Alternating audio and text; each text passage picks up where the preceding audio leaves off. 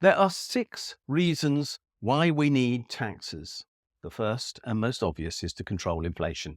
As I've explained before on this channel, every time the government spends, it creates new money to do so. It borrows it from the Bank of England, it spends it into the economy to deliver on its policies, and then it has to tax to bring that money back out of the economy under its control when it cancels it. Literally, it puts it out of use. That's the biggest reason why we tax, but there are 5 other reasons as well. The second one, many people think is a little obscure, but let me make it clear. Unless we did have tax and unless we had to pay it using the currency that the government creates, the pound in the case of the UK, then that pound would not have value.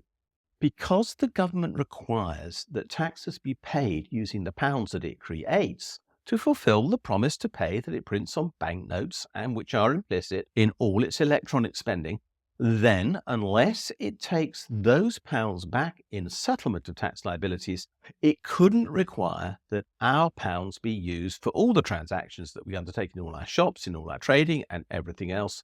And it is that requirement that we pay tax that gives the pound value in exchange, which therefore makes it useful as a currency.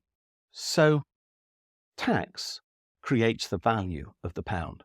Then there are other reasons why we tax. First, there is inequality in the UK, inequality of income and inequality of wealth. Tackling those becomes the third reason why we tax. Tax is used as an instrument to reduce inequality in the UK. Next, there are market failures in the UK because people are addicted to alcohol and to tobacco, and they overuse carbon, which has a massive cost to society, and so on. The government imposes taxes on these bads to prevent us over-consuming them, and as the result, tries to reduce the impact of these things on society as a whole. Then there is something called fiscal policy. We've just talked about the bads. Fiscal policies are the goods, the things that the government wants to encourage, whether it be investment or education or healthcare. It can use the tax system by lowering the rate of tax on people who do these things or supply those services to therefore encourage people to actually deliver goods for the benefit of society.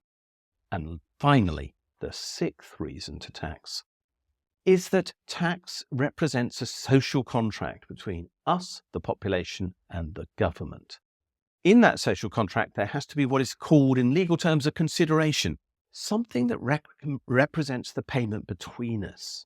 Well, tax is the consideration in the social contract. And because we have to pay tax and therefore have a relationship with government, we're interested in what government does. And there's quite a lot of evidence that people who pay tax vote. That's why more people vote in general elections than do in local elections, for example, because council tax is not nearly so significant a tax as income tax, VAT, national insurance, and the other taxes that we pay to central government. So we literally tax to encourage people to partake in our democracy. 6 reasons to tax, none of them to fund the government, all of them to deliver social benefit. It's a pretty good thing, this tax. That's why I once wrote a book called The Joy of Tax, because it is what literally shapes our society.